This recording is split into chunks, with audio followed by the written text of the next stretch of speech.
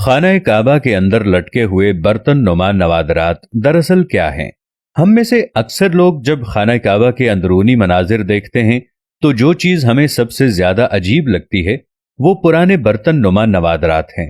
کعبۃ اللہ قریباً 180 مربع میٹر رقبے پر محیط ہے اور اس کی چھت لکڑی کے 3 مضبوط ستونوں پر محیط ہے۔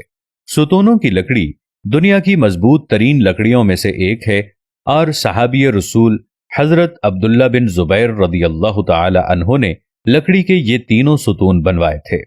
گویا اس وقت تک ان کو تقریباً 1350 سال گزر چکے ہیں۔ ان کی رنگت گہری بھوری ہے۔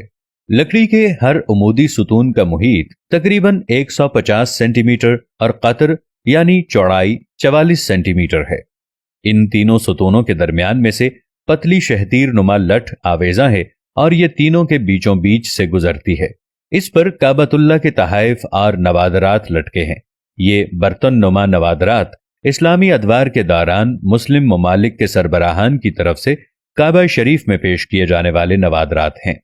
ہو سکتا ہے کہ ان میں سے کچھ نوادرات دور نبوی اور خلفائے راشدین کے ادوار سے بھی تعلق رکھتے ہوں۔ اس کے علاوہ خلافت عثمانیہ کے دور میں پیش کیے جانے والے نوادرات بھی موجود ہیں۔ یہ نوادرات دراصل ممکنہ طور پر 3 اقسام کے ہیں۔ نمبر 1، لیمپ اور فانوس۔ جس زمانے میں بجلی نہیں تھی اس زمانے کے لیمپ یا فانوس کعبے کے اندر روشنی کے لیے لٹکائے جاتے تھے۔ ان میں سونے اور چاندی کے بنے ہوئے قدیم طرز کے فانوس نما لالٹینیں اور لیمپس وغیرہ شامل ہیں۔ نمبر 2، بخور دان۔ ان میں عود، لوبان اور بخورات سلگانے والے برتن یا بخور دان بھی شامل ہیں جن میں یہ خوشبودار بخورات سلگائے جاتے تھے۔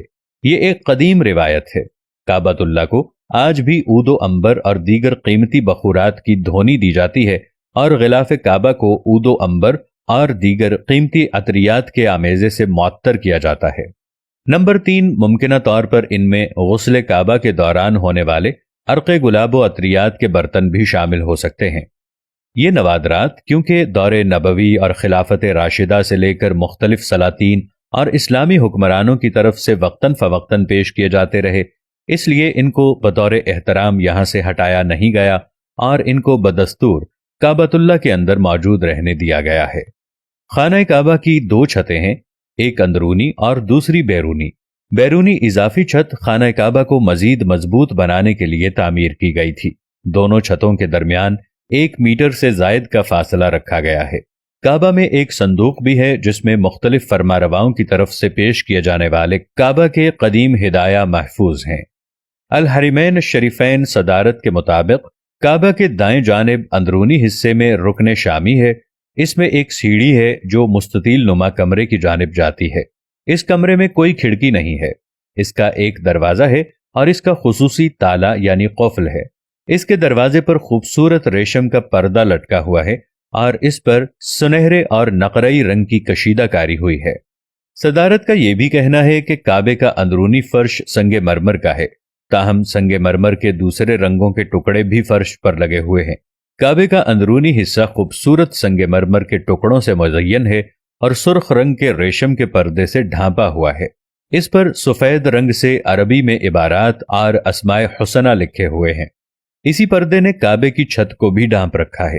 کعبے کے اندر 8 پتھر ہیں، ان پر خط ثلث میں عربی عبارتیں کندہ ہیں۔ ایک پتھر پر خط کوفی میں عربی عبارت لکھی ہوئی ہے۔ یہ خوبصورت لکھائی 6 صدی ہجری کے بعد کے دور سے تعلق رکھتی ہے۔ دیوار شرقی پر کعبے کے دروازے اور باب التوبہ کے درمیان سابق سعودی فرمانروا شاہ فہد بن عبدالعزیز اور آل سعود کی ایک دستاویز ہے جو سنگ مرمر پر کندہ کی گئی ہے۔ اس میں کعبہ کی تزئین نو کی تاریخ درج ہے۔ اس طرح کعبے کے اندر عبارتوں پر مشتمل پتھروں کی تعداد 10 ہے اور یہ تمام سفید سنگ مرمر کے ہیں۔ اللہ کریم ہم سب کو اپنے گھر کی زیارت نصیب فرمائے، آمین یا رب العالمین۔